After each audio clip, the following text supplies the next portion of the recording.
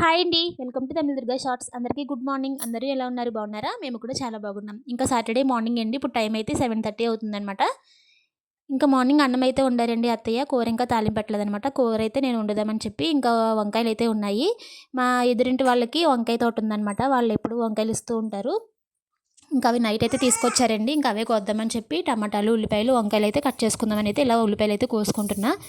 ఉల్లిపాయలు కొత్తపాయలు అయితే బాగా పవర్ ఎక్కువ ఉంటాయి అంటారు కదా, కంట్లోంచి అయితే నీళ్ళు గిర్రమని తిరిగినాయండి. 4 ముక్కల కింద కోసి అయితే నీటిలో అయితే వేసాను, కొంచెం పవర్ అయితే తగ్గుతుందని చెప్పి. ఇంకా అలానే వంకాయలు కూడా ఎప్పుడు కోసిన తర్వాత ఉప్పు నీటిలో వేస్తే నల్లగా అవ్వకుండా ఉంటాయండి, మనం కూర తాలి పెట్టుకునే లోపు. ఇంకా వంకాయలు ఎప్పుడు నేను ఇలా వంకాయ కూర వండేటప్పుడు ఆయిల్‌లో అయితే వేపుకుంటానండి. కొంచెం కూర అయితే టేస్ట్‌గా ఉంటదనమాట. వేపడం అయితే అయిపోయింది. తీసి పక్కన పెట్టుకొని, ఇంకా మళ్ళీ అదే మూకిట్లో నూనె అయితే వేసి ఉల్లిపాయలు, అలానే టమాటాలు, పచ్చిమిరపకాయలు, కొన్ని వెల్లుల్లి రెబ్బలు ఇవన్నీ అయితే వేపుకుంటున్నా. ఇంకా బయటంతా శుభ్రంగా తుడుచుకున్నానండి. ఎంత గాలి అంటే తుడిచిందంతా మళ్ళీ ఇంట్లోకి వస్తుందనమాట. శుభ్రంగా ఇల్లు గుమ్మాలైతే మళ్ళించేసుకున్నాను నీట్‌గా.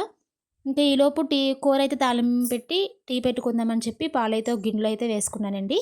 ఇంకా చిన్నుకు కూడా మరి టిఫిన్ చేయాలి కాబట్టి వాడు అటుకులు బాగా ఇష్టపడుతున్నాడనమాట. ఇంక ఇవాళ కూడా క్యారెట్, అటుకులు అయితే నానబెట్టుకొని అటుకులు ఉప్మా అయితే చేస్తున్నాననమాట. కొంచెం అదే ఇష్టంగా తింటున్నాడు. మిగిలింది ఏదైనా సరే ఊసేస్తున్నాడు.